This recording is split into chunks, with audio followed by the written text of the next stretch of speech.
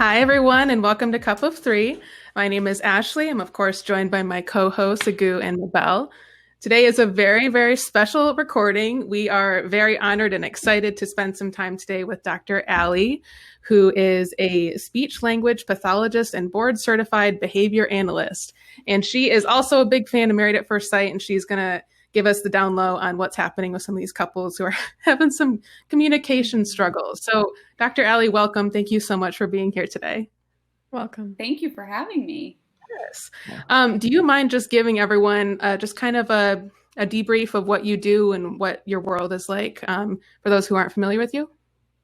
Yeah, so my background, like you were saying, is in speech pathology and behavior analysis. So basically, I'm really good at analyzing like miscommunications or social mishaps. And I initially started working with people on the autism spectrum. And I still work a lot with people on the autism spectrum, adults and dating, kind of like if you've ever seen the show Love on the Spectrum on Netflix, that's kind of what I do most of the time. And then I started to see that, you know, people in my life were kind of doing the same communication. They had some difficulties in their relationships, right? I feel like a big source in relationships is the way you communicate. So then I've started to shift to look at how everyone is approaching communication with each other because it's kind of the same patterns. We're just not taught to sit and think about that or the social skills that are part of that. Very true. Yeah. So you're able to break that down. So when you watch shows like Married at First Sight, you're like, oh, I know what's happening here. And we're just like speculating on our side. And it's like, I think I know what's happening. But yeah, no, there are times where I'm like, oh gosh, I don't know if I would have said that. That happens a lot, especially season 11, which we want to talk about with you. Yeah. Oh my God. So we've really enjoyed this season so far. I feel like we have a lot of really great people, some really cool couples, like different types of people that we don't always see on TV, which has been like kind of cool and refreshing. So there's a couple couples in particular who are definitely struggling with that communication piece. So first I want to talk about Brett and Olivia, because one of the big things that they seem to be butting heads on a little bit is their approaches with money, where Olivia makes a decent living for herself. She's a nurse practitioner, I believe, and she kind of has the mindset of taking whatever disposable income she has and just kind of spending on entertainment, you know, living her life and enjoying it. And Brett is not making as much money, and his approach is much more in like paying down the house and like these kind of serious things. But when they're talking about it, it's clear that they're not really connecting on why they see things so differently. So what do you see when they're talking about those things? Well, first of all, I think, you know, if you have a person who likes to spend and save, that can actually be a beautiful thing, right? Like that can be a really great match. In my own household, I am the spender and my fiance is the saver. And he is also an engineer like Brett. And I noticed some similar ways of communicating, very black and white. Like you're either going to budget or you're not, right? Or you're going to save or you're not. And if you choose to maybe take a spin class, then you're saying, I'm not saving for this. And I don't think that's how Olivia was thinking about her money. I think she was thinking about it in a way of, well, I am earning this. And sometimes the experience of maybe, I don't know, going on a trip, it sounded like she liked trips, concerts, but experience to her is worth the money. Whereas for him, it seemed a little bit more tangible, right? Like owning a home, which totally respectable. I understand why that would be a goal. So I think the difference is they weren't communicating what their needs were, right? So for her, it's like, I want to spend this money because having an experience with you matters so much to me. That would make me feel so happy. This is what this is what's going to make me feel really close and in love with you. And for him, I think he wasn't able to communicate that, like, knowing that we have money in the bank or knowing that I can rely on you to maybe cook 3 nights a week instead of going out would provide me so much safety that I would feel a lot better. Instead, they kind of did that sarcastic short thing with each other, and it just, nothing really got said. Whereas I think, you know, Brett was really coming from a place of fear. It wasn't being communicated well. And then I think Olivia got defensive. And I get that. Anytime someone tries to make you change your habits that you didn't even really see as a negative habit, that's hard. Yeah. Something I thought was interesting, though, was when Olivia brought up a way of budgeting that also includes her, activities. So when she was approaching Brett and saying, hey, like, this is how I'm thinking responsibly about money, maybe we can also spend this extra money to go to like the zoo or go bowling. What are your thoughts on something like that when they kind of came to a common ground? I mean, I think that was genius on Olivia's point. I also think what might have been coming up and wasn't communicated was maybe that Brett wasn't able to provide in certain ways that he wanted or be in a place that he wanted. And that could have been subconscious. I don't even know if he was thinking that, but I wonder if that's where his defensiveness kind of came in when she would want to modify a budget to address some of those activities. And it's a values conversation too. Like it seems like, I remember in Brett's interview, the reason he wanted to be in a relationship is he wanted someone to like cook with and be with, and none of his things talked about like going places, where I think that's a huge value for her to go out and do things. Yeah, it's really interesting, their dynamic. I guess I didn't realize just how set your thoughts are on money. It's almost like religion in a certain way of like how you view money. And I totally empathize with both their views. Like I definitely see the appeal of, hey, let's prepare for the future and set roots down. And it seems like he's coming at it from a point of view if he wants to have kids. So he wants to have some type of stability beforehand. But then I understand her side of it in terms of, hey, like money helps to get experiences. I want to get as many of experiences as possible. And enjoy your life. Right. Yeah. And like not burn out because you're doing the same thing constantly. But like you said, that could work if they compromise. Do you think the communication was the reason why they couldn't see that? Like, it's like you guys both are correct. If you can just give a little bit, there's some middle ground there that could work. Yeah, there seemed to not be a lot of compromising. And I think, it's much easier to compromise with someone when you see their behaviors out of love, right? Like, I know you're kind of fighting me on this budget because you love me and our family so much that you want us to have money for the future, right?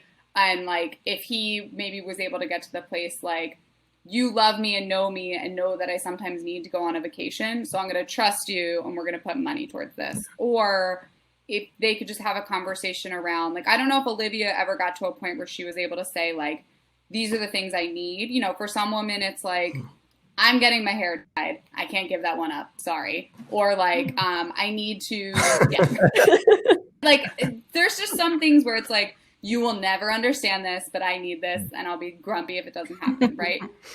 Or, for me, I didn't realize how much I loved travel until the pandemic. Like I was like, whoa, this is something really missing in my life. For sure. And, figuring, and if once Olivia knows that about herself, that's helpful because she can communicate it now with a new partner. And if she was with Brett, like letting him know, these are the things I can't shake on, but maybe we don't have to go out to eat that often. Maybe it's 2 times a month for a date, Yeah. I'm hearing a lot of things come out of this, whether it's trust and stability and fear. How do you think maybe there can be more communication around those underlying issues? Because maybe it's coming out in the sense of how each handles money. But when you think about it, it's also because of worry and lack of trust or just that kind of thing. What are your thoughts on that? So that one's hard. I think that you need to be in a super safe, secure, loving relationship. I also think you need to be aware of what your stuff is, right? So like, I know I can get defensive pretty easily. And if I know that, then I can kind of take a step back and be like, wait, maybe my partner's not actually trying to attack me. They're bringing something up in neutrality, but I'm feeling like it's an attack. Like I think it seemed like Olivia was getting to the point where if Brett was talking about budgeting and money, she was just like, oh, I feel like you're imposing this on me. And he was kind of like, she just, she's frivolous with her money. And that's hard too. I think maybe his word choices could have been better at times. It seemed like he was sort of talking down to her for how she spent her money. But, you know, there's a lot of identity with money, right? Like your choices around that, people define themselves a little bit by. So he was attacking her, although I don't think he felt he was. I think he thought he was attacking just, this is your budgeting, not you. But for most people, they can't separate that. Yeah. And I think that's what makes it so hard in like the context of this show specifically, because they are still building trust. Like you're talking about how you can have those conversations when you have that foundation of a loving relationship, a safe space, and you can talk about the hard stuff and know that, like, you know, the other person, ideally, you're probably not talking about this stuff on like second, third date, you know, but like they're kind of in that weird overlap space. So like, how do you think that affects, like, how would you recommend that they approach those conversations given that they're still in the process of building that trust? I mean, that's so hard. I mean, most people don't even reveal their, you know, like deep, dark money secrets until they're moving in or they're getting engaged or something, right? It's like, actually, I'm going to get financially naked now and there's a lot going on here, or there isn't. So I think the best way to approach any of those conversations with Married at First Sight is very much like, hey, maybe we should have a glass of wine. We're each going to talk about where we are. There is no judgment. I mean, I think a person literally has to say there is no judgment because let's say you have some credit card debt, regardless of how you feel about it personally, the world kind of judges that. So you're going to feel inferior about saying it, right? So like they just have to kind of be like, this is no judgment. We're putting it on the table and working on it together. I love how we're being so understanding on like, I understand. Here we go.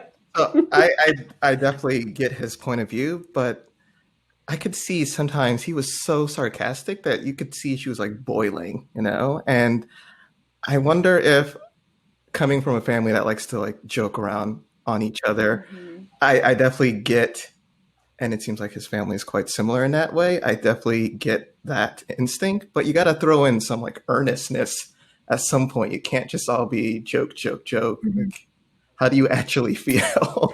You know? Well, and that's kind of, I felt like what she was saying to him a lot, right? Like she would keep being like, I can't read you. And, you know, I think his friend said something at the end too about like, he wishes he would take other people's perspectives. I think he literally said, I wish he would think about other people sometimes. So I do think that's hard. His go-to is being sarcastic and he just thinks that he's communicating. I mean, the fact that he left, right? And she didn't get that he left. I'm like, did you joke about it? And she didn't realize that you were really saying it. Like that was pretty bad to me. And then when she called him, go ahead. No, go ahead. When she called him? When she called him, he was just like, we discussed this. And I would like to think that she couldn't have just misinterpreted a discussion about him moving out of their marriage. That'd be a big one. Like, I mean, I do love the part that she's like, you took everything. Like you left your pot. And he goes, oh, I left that? I should have brought that. Like it's... Or that like the cupboards were empty. He's like, well, I ate it all. He didn't take it. But like they just so literal. Yeah. Well, I think so too. I think that so in the beginning when they were talking about the argument styles, Olivia mentioned that she is all about communication and all about honesty. She talked about, you know, a relationship with her mom. And as someone who appreciates directness and really needs kind of like you got to explain things. Like I come from a family of engineers and you have to be like very clear. And I kind of saw a little bit of that in Olivia when it came to when she was talking about honesty and being open, because for her, the part about the sarcasm bit, she was like, okay, but like, I don't really want to waste time reading through all these kind of like, you know, in betweens. Like there are times when we need to be open. And don't get me wrong, she can go with the flow on sarcasm when it's appropriate. But she also realizes when it's not the time to be sarcastic. And she, you know, is trying to get down to the issue and have a serious conversation. And so I'd like to hear what your take is on when Olivia has those moments of, okay, like let's transition back to a serious topic. And Brett kind of like doesn't really get there. He has this like mode and he stays in that mode. And Olivia kind of like shifts in the way that she communicates in that sense, where she is now trying to get to more of the heart of the matter, not trying to like dance and sound pretty or just joking about it. Yeah, so I think a few things happened. I'm sure Brett was kind of like, wait, you're flipping the script. Like, why are we now serious? Maybe he didn't. And I do think that's a little bit, he was not reading her cues at all, her nonverbal cues. Like, I feel like he was not seeing when she was getting frustrated. He almost needed her to like yell or cry or something to see like, oh, wow, okay, I'm negatively affecting you. He definitely wasn't reading her little cues. So I'm thinking for him, he's kind of like, you flipped the script. Why are we getting serious now? And then for her, I sometimes wonder if she was frustrated, so she wasn't always communicating from a place of like emotion. Like, hey, it's actually really hurting my feelings that I have no idea what's going on with you. Or like, it's hurting my feelings that I need to ask you for information. Because it sounded like she was looking for reassurance pretty often, and he wasn't really giving it. So, and I wonder if she pulled at the feeling a little bit instead of like, do you even want to be in this marriage kind of question. I feel like anytime she asked him a direct question, he immediately got defensive and sarcastic. But he did not answer those questions. But he also didn't take the reassurance part well either, because he was a little harsh in saying, you know, stop being so insecure basically, and she's just trying to tell him that she needs reassurance. Don't never say that. Never say that, man. Don't do it. It's a landmine. Avoid that landmine. Just don't do it. Yeah, it definitely felt like a pattern with them where like she would be kind of back to the finances thing really quickly, just as an example, where she's saying something like, I enjoy spending money on experiences and I would love you to do those with me. And it's like he heard, I want to drain your retirement account. So he reacted to that. He got 5 steps down and was like, this is what we're going to focus on. And it's like they were never taking what the other was saying at face value. And then like the layer of that of his sarcasm was just like, But to be fair, the conversation they had at one point where she mentioned that she wanted to do these things and he mentioned, okay, like you can do it. And she's like, well, no, I want you to come with me. And I also want you to pay for your side of the, like, I think that's where the compromise might have been needed, where if he is making significantly less, he just doesn't have the finances to travel that way. And I think you mentioned the insecurity. Like I could see that being very hard. Ironically, he being insecure about, hey, I don't have the finances to live the way you want me to live. That's a hard thing to accept. And maybe it's like, all right, well, instead of dealing with it, let me throw some sarcastic jokes about this and hopefully we can change topics. Yeah, I mean, it would be really hard to get vulnerable and say, like, I'm feeling insecure about this. And I don't think they were together long enough, and I don't think Olivia had a chance, but, you know, she could have been like, you know, Brett, like, whatever, I might be paying for this trip, but I value the fact that you cook for us every night. Like, I don't know what I would do without that. Like, let him know the things he is doing. Right. The conversation they had about the pandemic, I thought that was pretty interesting because I know just personally, everyone is treating it so differently. And I could see that being, well, I know I've seen some friends where that's a huge problem where one person feels one way, you know, maybe they're less willing to travel while the other one is like, well, no, we could travel, but we can do so in a safe way.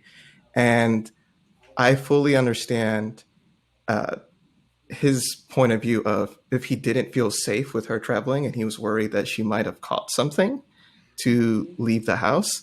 Of course, it's funny, the communication point of it. He never really communicated that. So I'm giving him a lot more credit than he might deserve. But how, if you don't mind me asking, how does one approach something like that where it feels like there's a risk where if your partner says, no, I don't feel that way, you're not going to move out. You're not going to separate. Like, how do you handle a conversation like that where you're almost afraid of the answer? Yeah, well, I think with the Brett example, I do think that was what was going on, right? I think he was looking at the pandemic in a very factual, black and white, and safe way. And I don't think that's bad at all, but that's just how he was processing the information. However, I don't think he ever got to the point where he was able to express emotionally, I'm feeling this fear around this. Maybe he was even feeling fear for her, right? Like, I want you safe. Yeah. I want to know your mom is safe. I want to know my parents are safe. Like, you know, because it's a whole circle if someone gets infected. But I think a lot of couples are dealing with this. And, you know, you don't know how you're going to react to a pandemic until you're in it. And that's like, all of us this year. Right? Like, you don't, right. Like, you didn't know. And even if, like, are both maybe like whatever your political views are, right? You can still have very different views of how you're going to handle the pandemic, even if you are the same person politically, because you can interpret facts differently. So I think it's really important to sit with your partner and say, hey, this is what I want to do. What do you think? And come to a compromise. Like, for example, I bought up toilet paper. I was one of those people that was like, oh my God, we're going to lose all our toilet paper. I fell for it. And my fiance had made one comment, like, we probably don't need toilet paper. I totally snapped at him. And then later, after the toilet paper, you know, incident was over, he was like, hey, I think you're feeling really nervous about all this. Why? And I realized for me, it was like a huge, you know, scared for my parents. Like, there was a lot of stuff that come out. So you could just ask someone, hey, your behavior is showing me you're really nervous. Do you want to talk about it? Let me know. Like, leave it open. Yeah. I also, and maybe Ashley, we want to spend more time talking about how he left, but I also wanted maybe if you had advice for them, like, did you see a chance their relationship could have worked? And if so, like, what advice would you have given them to stay together and make it work? I mean, they might come back on decision day. I'm just saying. Okay. It doesn't sound like Okay. It's possible. I know. I did. I really liked them. I think so. I think they had to learn each other more. Like, remember when Olivia rated the relationship a 7 and he didn't rate it? Like, he was super upset by that. Yeah. Didn't communicate it at all, though, right? And she didn't know yet that maybe a comment like that would bother him. I wouldn't have thought that, right? Everyone else was rating their relationship, but for him, there was something like, you don't do this. So I think they would have had to have a lot of mini conversations about, like, hey, this happened. Can we talk this out? And maybe, you know, like, I'm not condoning and going and having a few drinks all the time, but that could have maybe softened like a few walls, right? Like, let's just kind of like hang out. We're home during this pandemic. Let's have some wine and like talk it out. I just think they both got stubborn and couldn't. So I don't know, maybe if the stubbornness went away, there would have been a chance. But I understand why they were matched. Yeah. They're both really like amazing, competent, successful people who want a lot out of life. Their lens of how to get that, though, looked a little different. Yeah, they definitely both had drive. Yeah. We did. Yeah. How helpful is it for you, like, when we're watching it and in the earlier episodes where we're really seeing them spend a lot of time with their families, and even at the weddings, like the way they interact with whoever is their family group, if that's just friends or whoever's closest to them, how helpful is that for you to kind of get an accurate read on who they are as people before you see them like with their new spouse?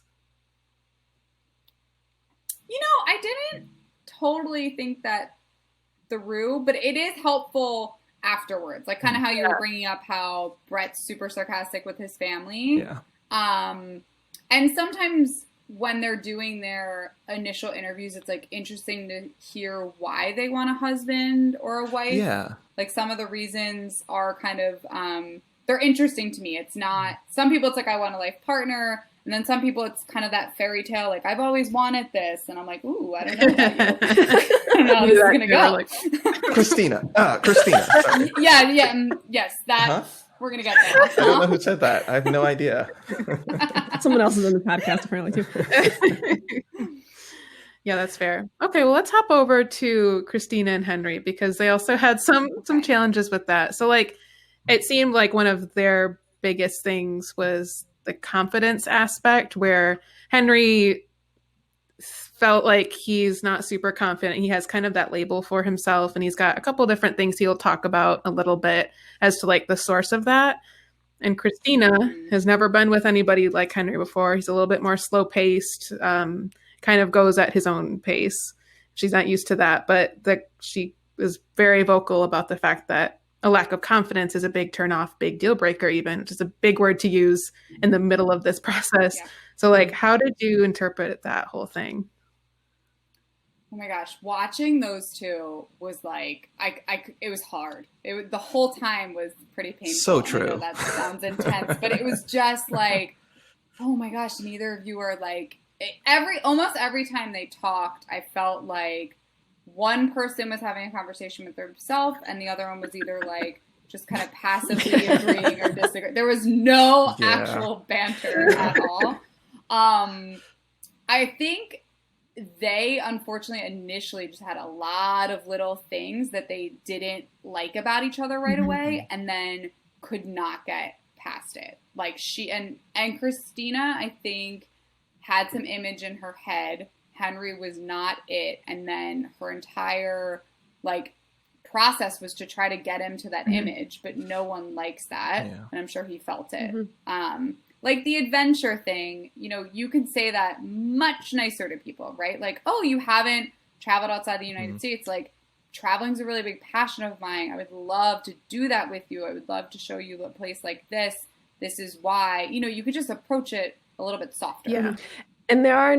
And I think you bring up a good point that Christina had this like image in her head, because she even said that she needs to stop comparing him to her exes. And I was like, whoa, that's a lot there. Like, you're in this relationship now, like you're not in the relationship previous. And I also think it's interesting that because this whole show is about experts arranging it with a stranger. And a lot of times we've seen couples be arranged with someone who they normally wouldn't be with.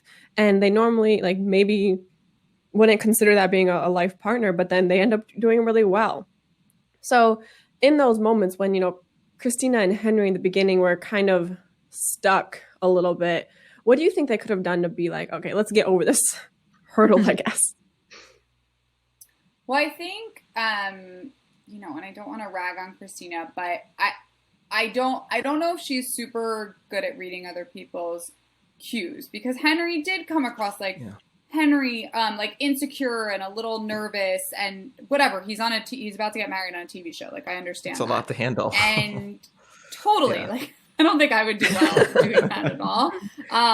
But so, and she does seem a little bit more confident and felt comfortable. And I could be wrong about that, but it came across that way. And I don't think she tried to guide him, make him feel secure, make him feel safe in any way.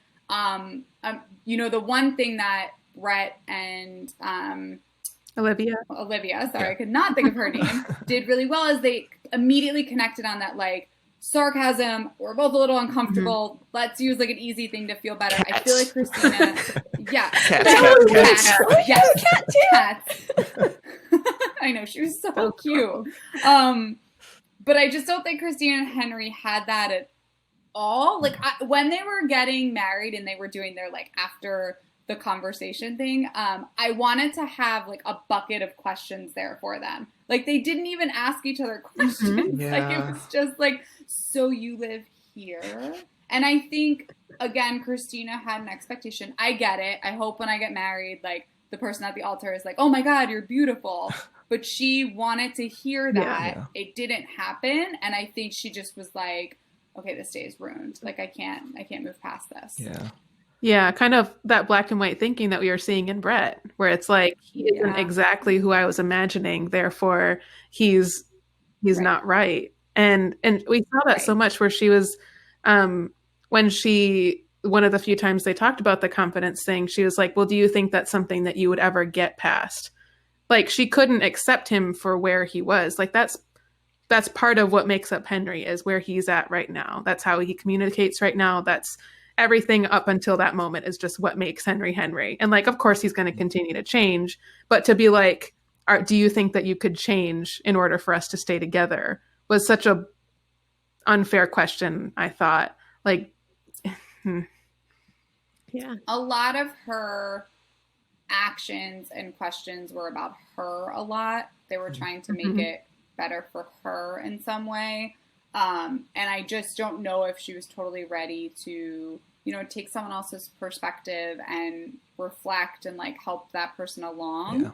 Because even at the end, I feel like now, and I don't know if this is just for TV purposes, but she was like, I'm seeing good parts of Henry. And it's like, how is that happening right now at the you know? I honestly can't take what she says on the one-on-ones as on face value anymore. I don't know if that's just me. There's been a few scenes where like you can tell there's no communication, and then they go to her confessional and she's like, we had a great time. And I'm like, I don't believe, I just can't see that. I'm so confused.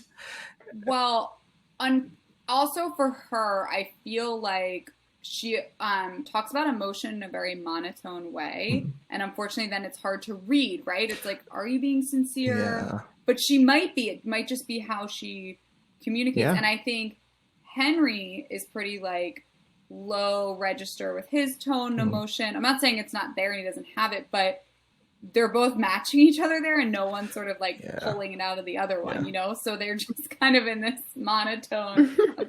The conversations were pretty great. Just watching like their facial expressions too, right? They would be saying something like, yeah, that was a fun dinner. And then the face on Henry would just be so different. I love his facial expressions so much. Oh my goodness.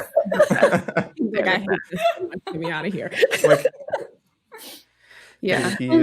I thought, and this I don't think held true later on, but still was interesting to me that a lot of Henry's friends too had very like just strong opinions about him. I think Kristen was just a very good friend that stuck out and had a lot more sincerity in their relationship. But I was wondering if that was ever going to influence Christina. And do you think that any outside influenced her at all? For example, if other people had like raving things to say, like his dad, for example, in the beginning, or any other friends, like stuff like that, it would have made a difference for her? I don't know. I would hope so. So I actually took him having female friends maybe as like the opposite. Like it was seen as like a little threatening to her. And then the fact that like she wasn't seeing that in him, I think could have been throwing her more. Like I think she was hoping that she was going to see what other people were saying, but it didn't seem to be happening for her. And that's where I think she started to maybe get in her head and be like, it must be me, or like there's something wrong with him, right? There's got to be a reason that we aren't clicking if two experts put us together, three experts. Okay. Yeah, I can see that. I'm not sure though. I don't know. Because the thing that changed for me was when Kristen was talking to Christina a little bit and kind of like giving her reassurance, you know, okay, Henry, yes, is insecure. It has this lack of confidence, but there's like a lot there. Just kind of wait it out and see. And she was a little more hopeful after that conversation. Yeah. You're right. She was actually. I agree with you. And I think it was probably nice for her to hear like, okay, you are picking up on some insecurity and that is valid, you know? Although to hop in here, he said that so many times this season, and I cringed every time he said it because he's actually great at communicating. When we've seen with the scenes with him and Pastor Cow, and I actually really enjoyed that scene where Pastor Cow is like, "No, you're communicating right now. That this is it." I guess I sometimes worry that he's heard so many times that he's a bad communicator. So then he takes on that persona of I'm a bad communicator when it's, you know, you're a great communicator if you just if you believe in yourself and you believe that, give yourself some time, if that makes any sense. Or am I the only one who saw that with him?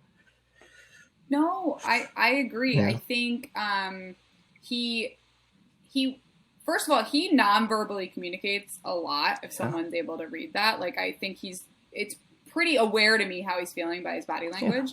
Yeah. And then second, I would agree. I think he has this story, unfortunately, and he's kind of stuck in this like I'm insecure, and then he's dating someone who's basically being like, I don't like that about you, fix it, right? So it's like kind of reinforcing his story already. But there's also a safety in that. Like, okay, so Henry's insecure for Christina to have that. And then Henry knows, like, I'm insecure. So that's why we're not matching. I think they were also sort of like, not relying on it, but they had that as a backup to kind of be like, okay, this is why we're not working. Right. Like, he has his insecurity thing.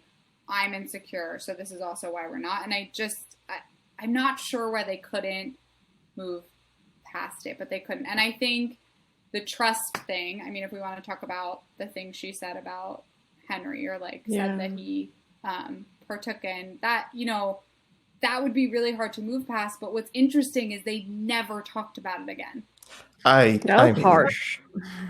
I had such a problem with that because like, if you can't even like, and we saw this in like past seasons where like they kind of hang this thing over, you can't even name the thing, you can't even like spend the time talking about it. Like, how are you going to move past it? Like, that's a fundamental part of the communication in relationships, is like, okay, no, there's this like danger to our relationship in the room. We have to face it. Otherwise it's going to take over. So like, how do you even begin that conversation when that trust has been betrayed? Yeah.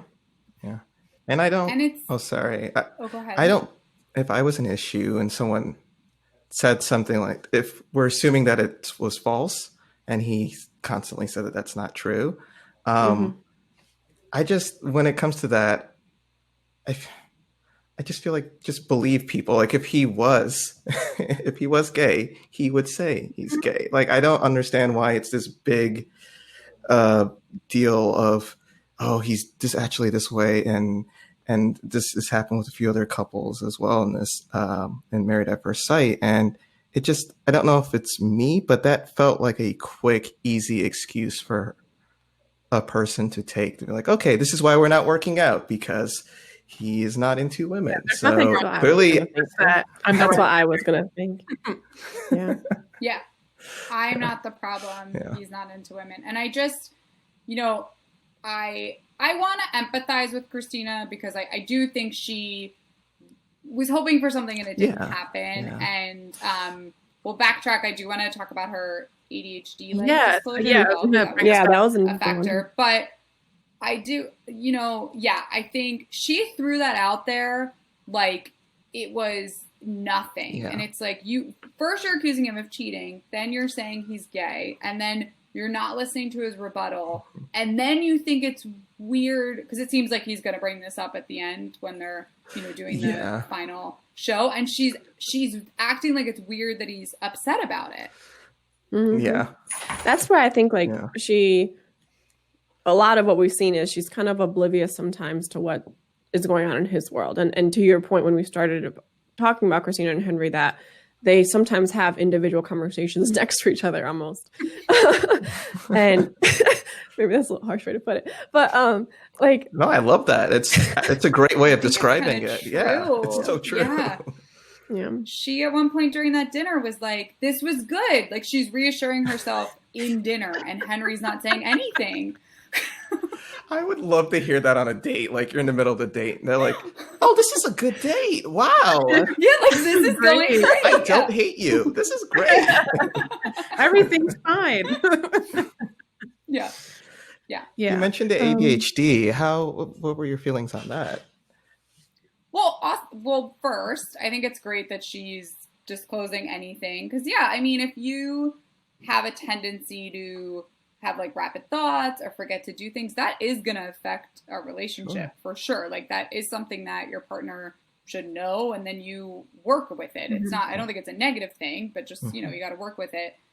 Again, though, that disclosure was a little odd because I don't know if she was helping to identify, like, I think she said that's maybe why I've been nervous or weird. I forget what she was saying it was a reason for. It wasn't like, I'm off of my ADHD medication. That's why I keep forgetting to like close cabinet doors, or that's why sometimes when you're talking, I think space out. You know, like Or actually, I think it was her impatience. So she used that as, because he continued to say like she's very impatient and rude to production, and she was like, oh, I'm off my medication, and that was her I think, and I guess it's great that she felt comfortable enough to say that to her husband and to open up. But yeah, you're right.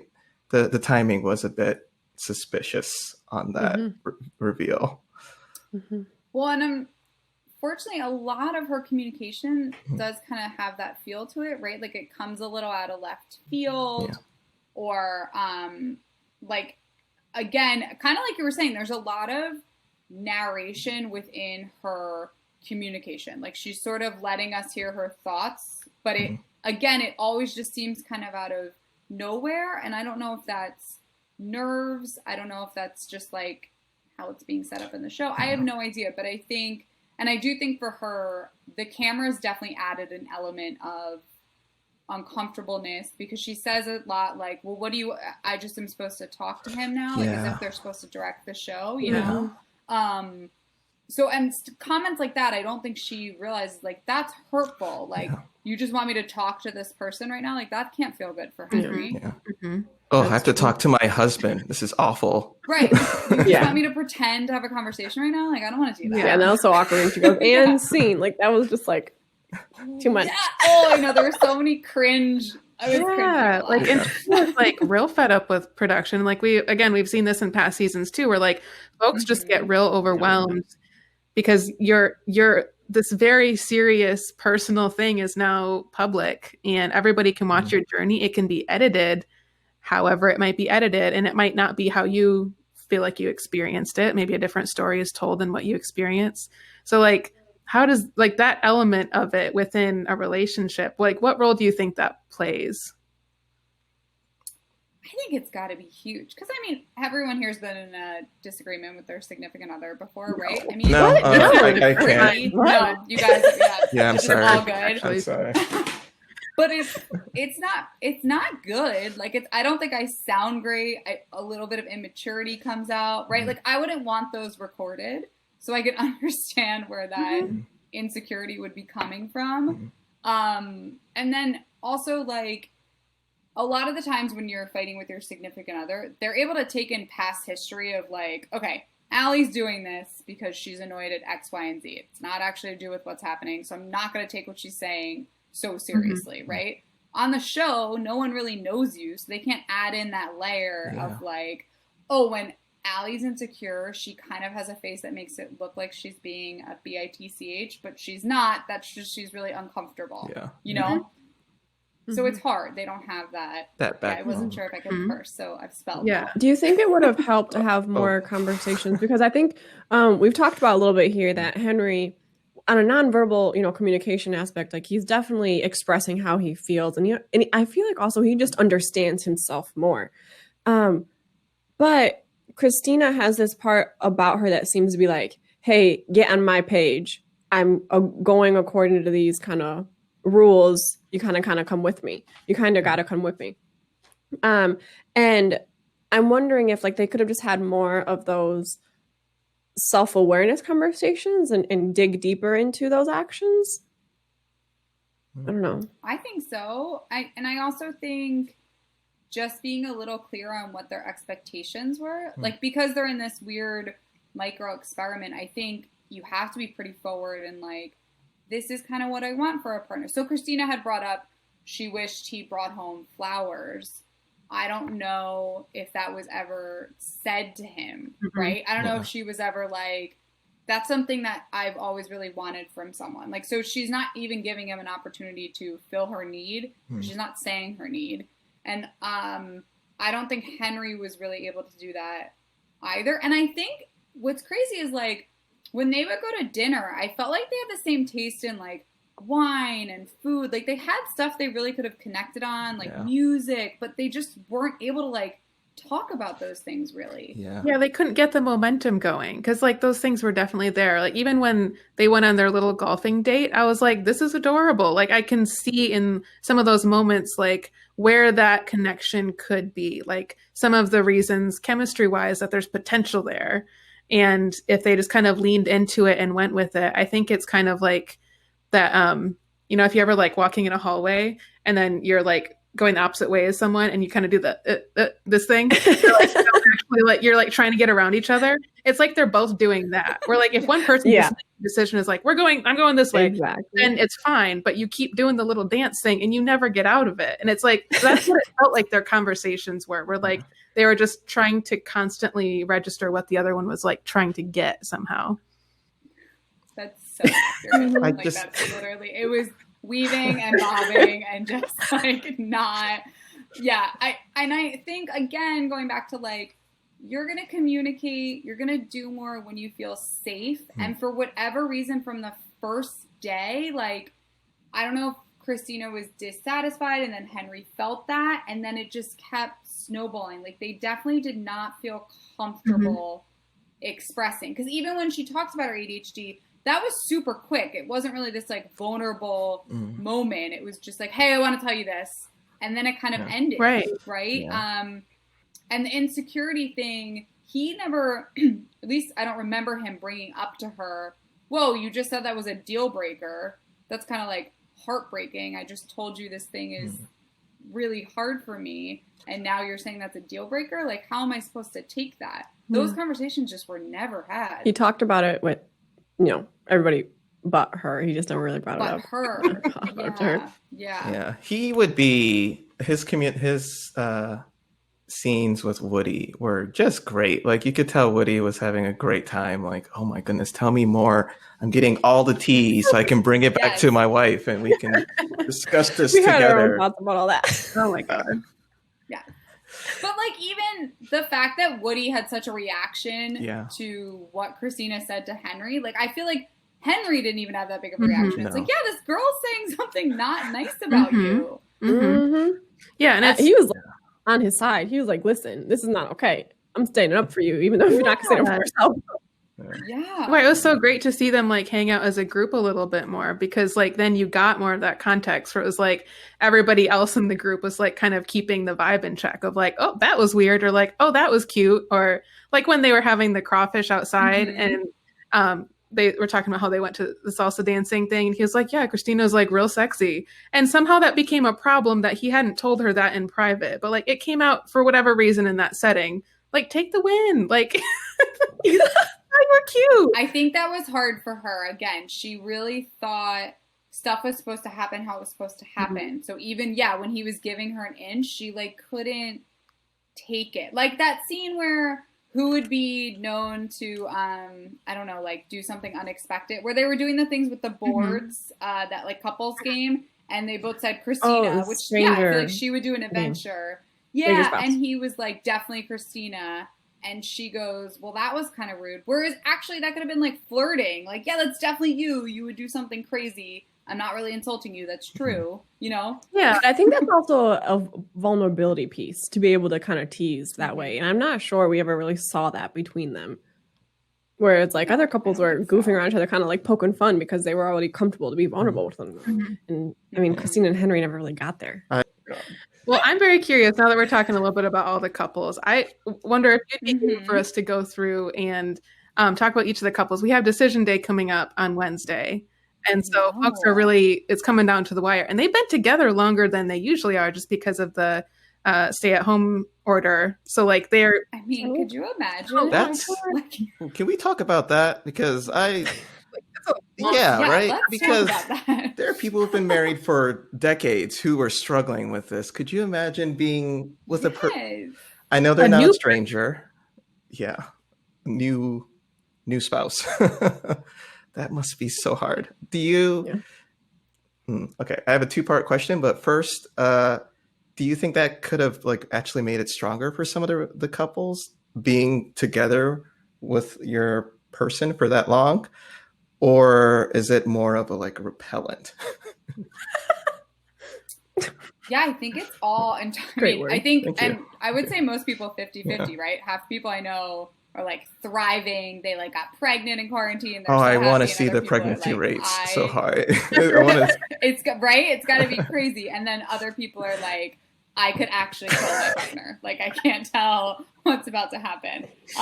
So again, I think it's all about like, how are you looking at things? Like, so in my household, we've definitely been having more little tiffs, but we're seeing like, we're actually getting to a root of a lot of our like bigger problems, because it's like, we're in the house together. Like, let's talk it out. We're not really doing anything else. We can go on long walks and talk about things. So it's like, if you're okay with the fact that stuff is going to come up, I think it could be a huge blessing. It's also a really nice time to take inventory. Like, for us, we were like, oh, wow, we haven't just hung out together on a Sunday morning in a long time, because we would, you know, he would go play golf or something, or I would work. And it was nice to be like, oh, these things matter. Let's make this a priority again. On the opposite end, if you don't have some good boundaries in place, and if you're not super like dividing how you're going to work from home, I could see it being really bad. And if you're not aware of what calms you down, like, so when the gyms closed here, my fiance, like, working out is like mental health for him, right? And it was like a few weeks in, he was just kind of grouchy, and I was like, what is going on with you? You're mean. And he was like, I think this is bothering me more than I realized. So we made a plan. I was like, I think you should go on walks by yourself. Like, don't walk with me. Just go take like a walk and like move by yourself. So also being aware of what's bothering you and then coming up with a plan is really important too, I think. I mean, I could say for Ashley and I, having separate offices has been a godsend. Which we are in right now. We're literally across the hall. Like, just being able to be in a different room while working, and like we're in the same house, but just that little bit of separation where it's so helpful.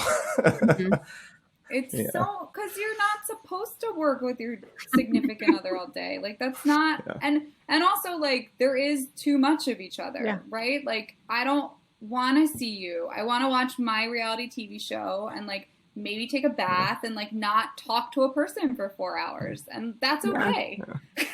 Being able to like just be honest about that, because I think it's easy for that to become personal, where it's like, I don't want to spend time with you, rather than I need some time for myself, just because I'm a human that needs time alone sometimes.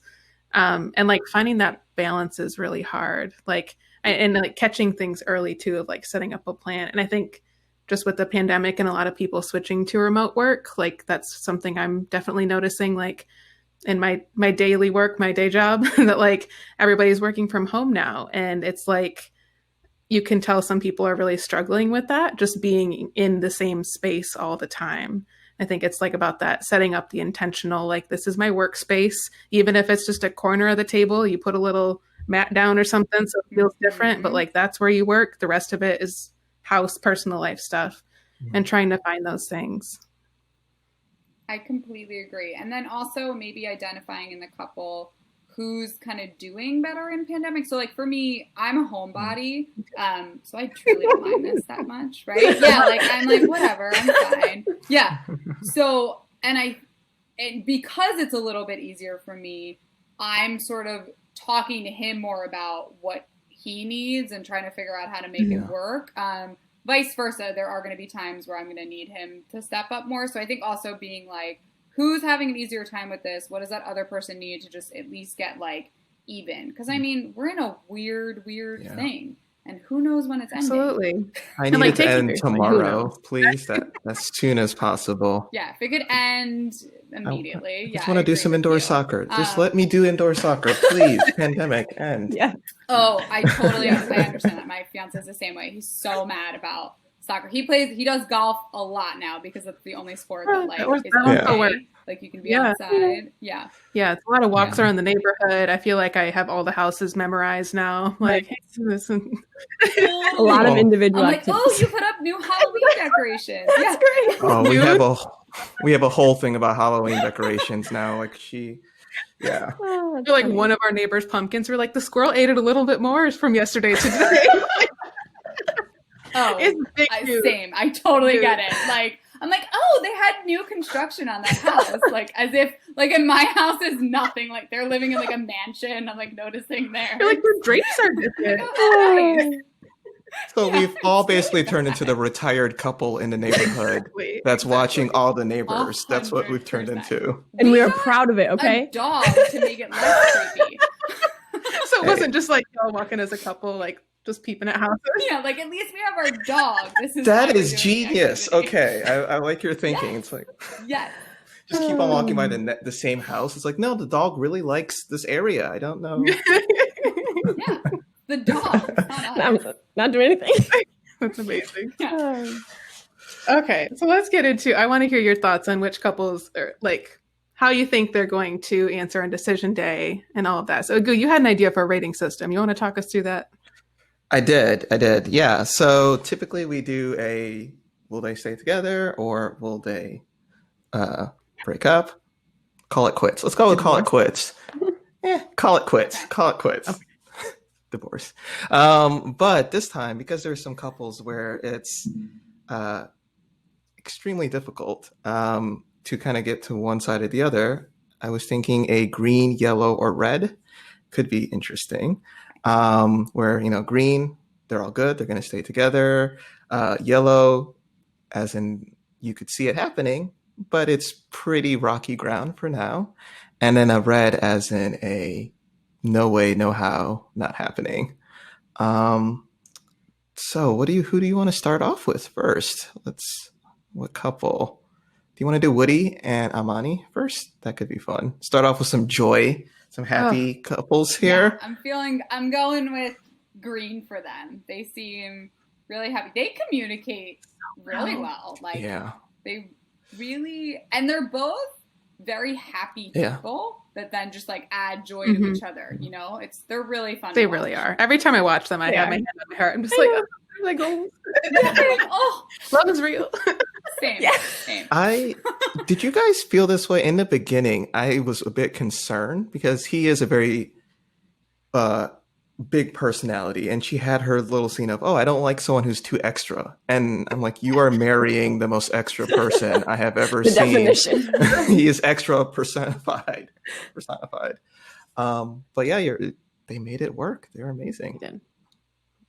They made it work. And I've noticed when they communicate too, it's a lot about their marriage and talking about the future. They went right into that. They both kind of had an unwritten agreement of we're going to go there and we're going to talk about it. Whereas some other couples, I think, got really stuck in what ends on this day. Let's just look at it in this little finite thing. Yeah, they just seem to have all the right instincts in setting that foundation. The moment after the ceremony when they're just talking and he was like, "Oh, you're looking so fine." He was just complimenting her. He was flirting. Yeah. And I loved it because she was, for real though. But he was throwing shots, constantly going for it. And he never stopped. Never stopped. And I think that's what kind of got their chemistry going. And she loves it. Some women might be like, "Oh, I don't want to compliment," or whatever. She loves it. It works. But she was so clear about what was okay and what wasn't. She's like, "Okay, you're kind of doing the most right now. Maybe step back, but I like it." And so it was that validation, but also being this is where it's too much. And I just love that so much. Literally the first 5 minutes of them talking, and she set that up, and it worked. They're continuing that into their conversations about the more serious stuff, and it's just such a joy to watch them. I love it so much. Yeah. Okay, so green on Amani and Woody. Are you? What about Mabel? What do you think? Green. Yeah, green. Easy. Yellow. Okay. I'm just being a contrary. I know it's green. It's green. Next couple, let's go with Karen and Miles.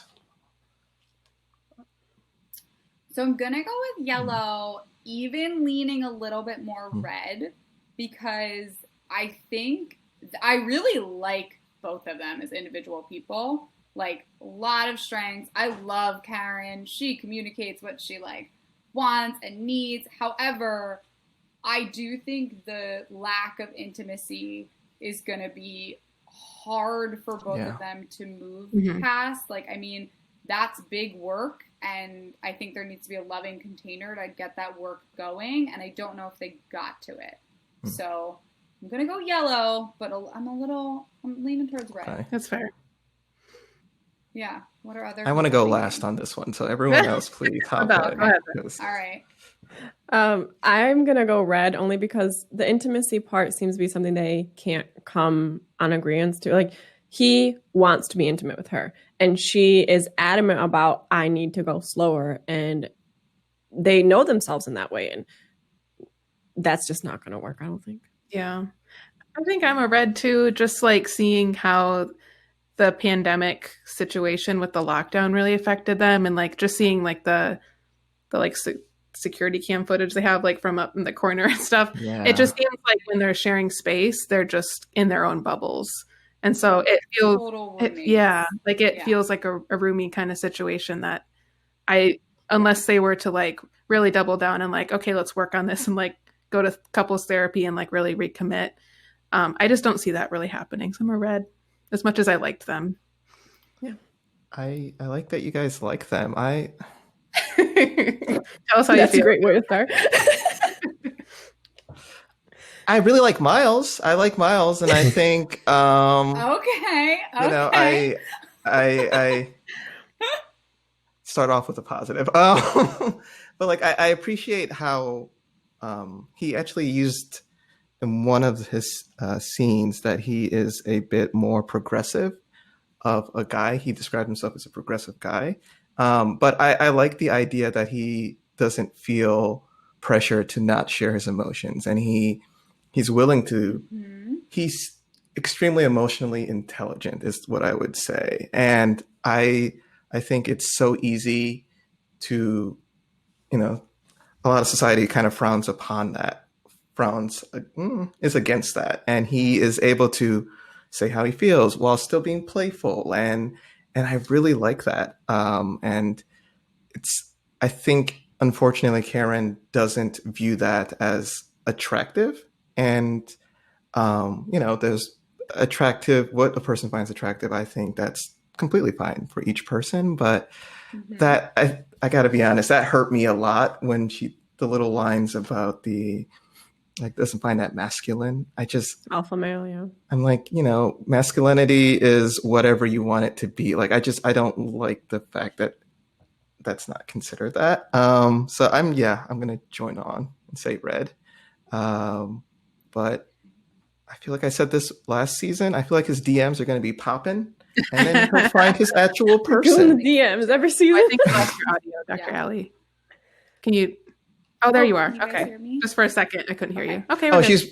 She was like, "Oh, I don't like what he's saying. I'm going to be super quiet." I'm kidding. No, not at all. I hear all of you. I think, I want to be hopeful for them, but there would be a lot of work involved. And I hear you. I think the fact that Karen's not seeing his emotional vulnerability as a positive could be really hard because that seems like a big part of him. He seems to wear that pretty openly. Like, this is me, and I like to be able to talk things through. Yeah. So he's definitely a lover. Also, he fixed her car. That's pretty masculine. I have no idea how to fix cars. Come on, give him some credit here. I've used my car before. You've done all sorts of car stuff. I know. This man will Google anything and figure it out. I swear. Oh, look at that supporting relationship right there. Okay. Yeah. Boo. Okay, now I want to do the rating for one of the most also fun couples to watch, Amelia and Bennett. How did you feel about them? Yeah. So, okay. I wanted to say green, but I'm actually going to go yellow. Because the only reason I'm going yellow, I'm still feeling hopeful and good, but I mean, Bennett is going to move. She is becoming a doctor where she's going to barely have any time for him. Like, I mean, residency seems awful. Yeah. So I feel like those are pretty big challenges to have to be dealing with a first year of marriage. And I'm wondering if he reflects upon that, if that might make him a little apprehensive. And then I don't know if her comment about just being a reality show is going to get to him, or he might say it as a positive though, because he seems to love that she's carefree. I mean, their ability to go with the flow is wonderful, amazing, and it's adorable. And I mean, all of their scenes, I am like, oh my God, like, you guys are just so sweet. I don't know if I've ever liked another person the way you two do. But, Sorry, partner. As my fiance's actually in the other room with the whippet because she just went crazy. But she's like, someone play with me. But like, I'm a little nervous for them for that. However, their ability to just connect on like the simplest things is so, like playing basketball. They were so joyful and just hanging out. What was that thing? Yeah. Yellow leaning towards. Was that slacking? The thing where they're standing on the rope? What's that called? Slacklining? Oh yeah, because we saw that in the very beginning with her that she does that. Their picnic day. Yeah. I was just like, I wanted to cry. It was the cutest and most wholesome thing. She made a cake that looked like his face, and he was like, "It's my exact likeness." I was like, "No, it was the cutest." Like just the thoughtfulness. They're so cute. Each other, and like him like bringing his friends in to like sing her a song. I was like, if you just like told me that story, I'd be like, that's kind of weird. But seeing it, I was like, oh, I get why this is actually like really meaningful and vulnerable and cute. And yeah, I like them a lot. Yeah. I'm definitely going to say green. You have a great point. And I was very concerned on that too, the moving situation. But when I think back to their wedding where she pulls out the egg and he has to like catch that, like that summarizes that he is willing to do anything. He's down, he's easygoing and calm. I don't know if I would be willing to catch a million-year-old egg on my wedding day. I'm not so sure about that. So our plans, man. Yeah, I'm not doing it. I'm sorry. I'm just gonna be real with you here. But yeah, I think they're so perfect for each other. I don't know if that would have worked out for any other person. Like they find each other great, and that's all that matters. You know, I find it a bit weird that he uses a single slice of a single square of toilet paper. That is concerning.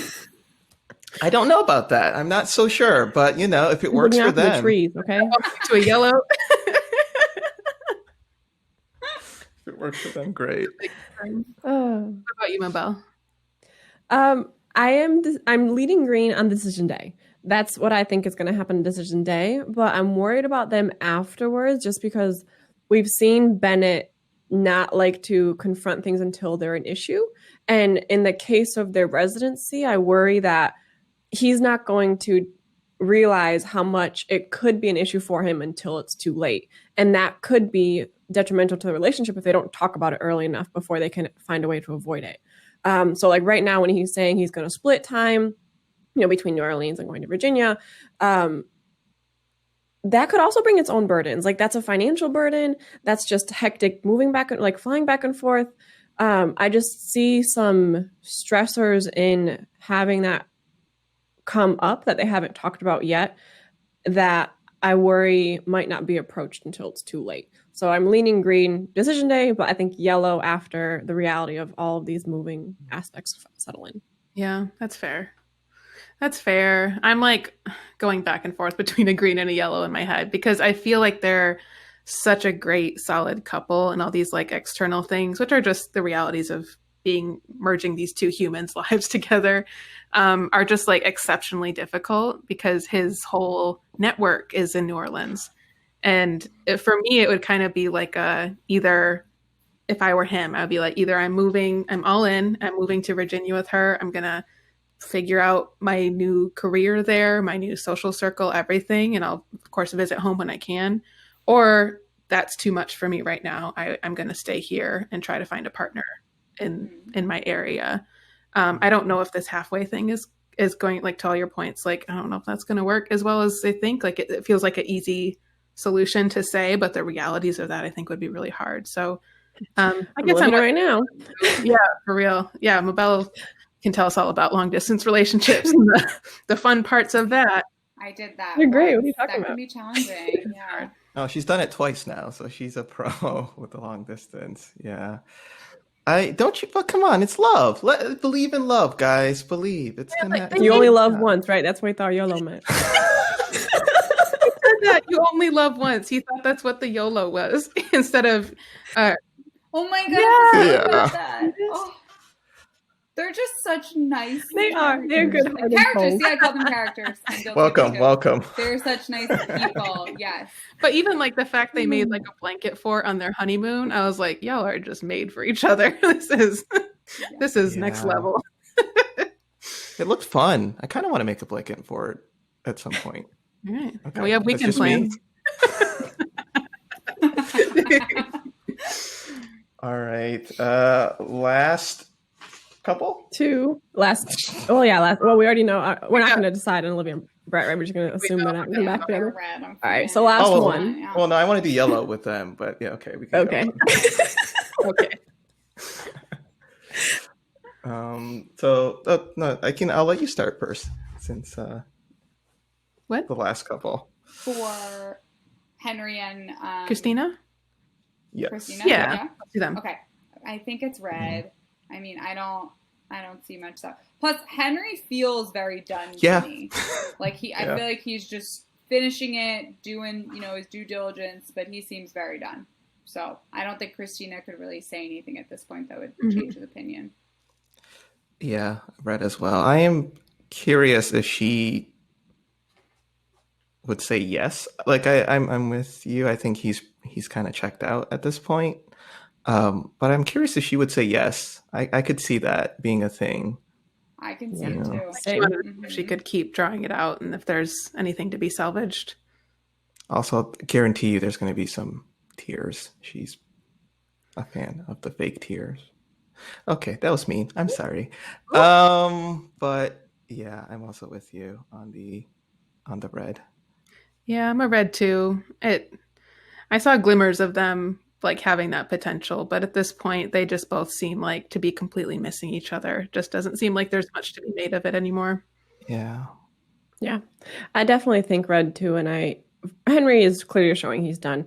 And I also just think that Christina knows it's done, but I wonder if she's like playing it for, the show and wanting it to be like, hey, I'm really trying to the last possible day. But I also would think in her head, she just knows it's done.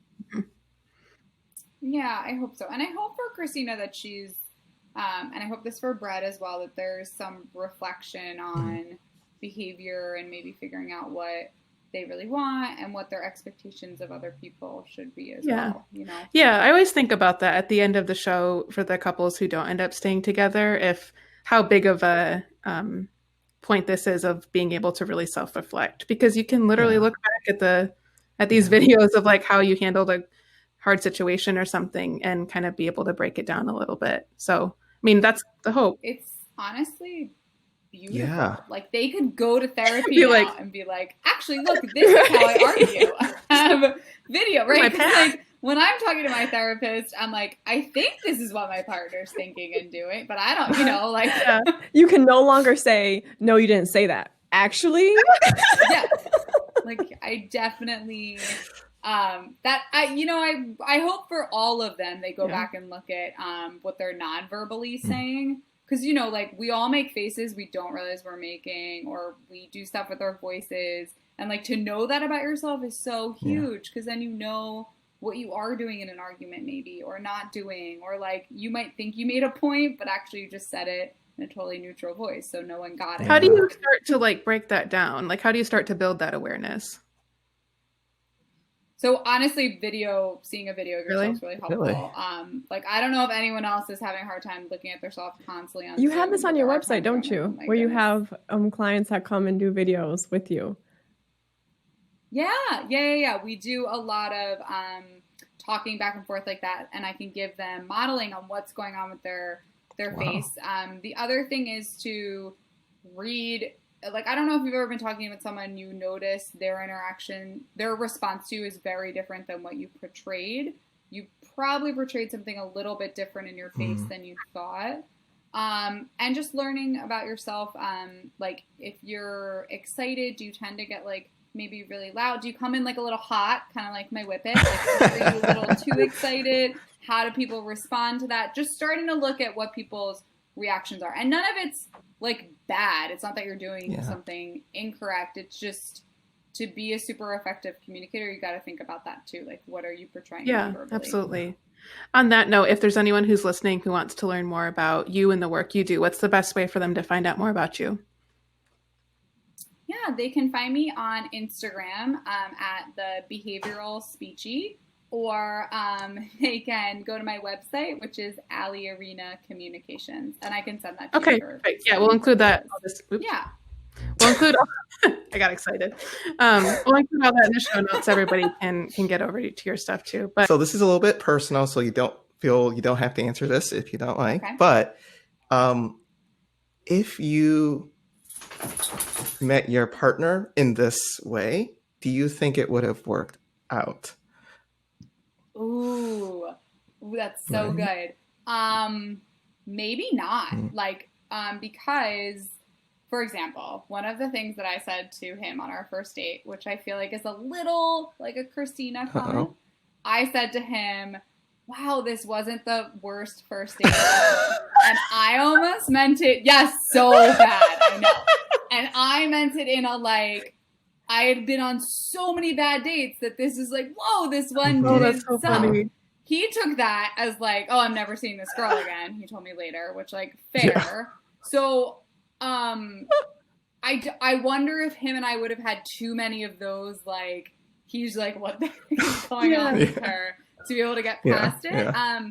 And then him and I had really similar financial fights initially, actually, to Brett and Olivia, but we're able to kind of talk through them, and we're still talking through it. I think that's the beauty of being in a long-term real life thing, is you have the time to talk about it. But when we initially had those fights, I would get stuck, I'd get defensive, and he kind of, like Brett, was like, yeah, but a budget is good, I'm trying to help you. And it took us a while for me to get to like, oh, actually, this is amazing. I'm not going to have to worry about savings if we join a bank account because you think this way. I don't, unfortunately. But like, you're going to be able to benefit us actually so well. So I don't know. Yeah. Also, I'm a little slow to warm up as far as like being intimate. Like I don't know if I could be one of those people like initially on the honeymoon that's like, okay, you're my husband. Like, let's, I'm going to change in front of you and do all these things. Like, I don't know. That might take me a while. Yeah. So that's a really good question to ask people. It's a fun one. It's so scary because we always talk about like what type of person would be good for this show. And it's like, it seems like sometimes you don't really actually know until they're already there. And you're like, oh, I kind of see it. Right. But others like just clam up so much. It seems so contingent on like that first impression. And like that can really make or break it. Well, and what work they've done, like I've done so much self-work, but I think it's because I am in a really secure, happy relationship that like, if this person's saying something, I'm like, oh, I do want to work on this. Like, you have the best intentions with bringing this up. And I don't know if everyone on the show is like, had that relationship that's gone wrong and then like reflected. It seems like a lot of them are still trying to like work out their kinks. Yeah. There's a certain level of self-awareness that seems to be really crucial to it. Yeah, for sure. Yeah, I to answer it for us, or I guess for me. I was going to ask, but then I was like, should I? I mean, we went there. The answer is no. So I've mentioned this in earlier episodes, and but we had a really good first date, and that was. So I had this thing of I would always like we picked a restaurant that there was a dive bar that was nearby, with the idea being that like if the date went really well, we could then like continue talking at the dive bar and like it doesn't have to end, like we can keep on having great conversation. And I think at the point that like at the end of the day, I was like, oh, this is going really well. Like let's go to this dive bar together. That's when I knew like, okay, this is going to be something good. I'm not saying I knew that we were going to be engaged or anything like that, but at least like I had an idea that it felt right. that there was that chemistry there. So I'd say yes, potentially. I could see the fights are going to get amplified. So that would be a problem with us where I think we're a little bit of a argument of like, I like to get all my facts before I go into an argument. Like it's almost like a lawyer. Like I want to make sure I'm not wrong. And that can be a bit for some people, it feels like, oh, so you felt this way the entire time. You didn't say anything. It's like, no, I wanted to make sure I gathered my thoughts. And he's not but, reactive. Like he doesn't take no. things personally. It's just like, Yeah. if it gets to a point where it's big enough, then we talk about it.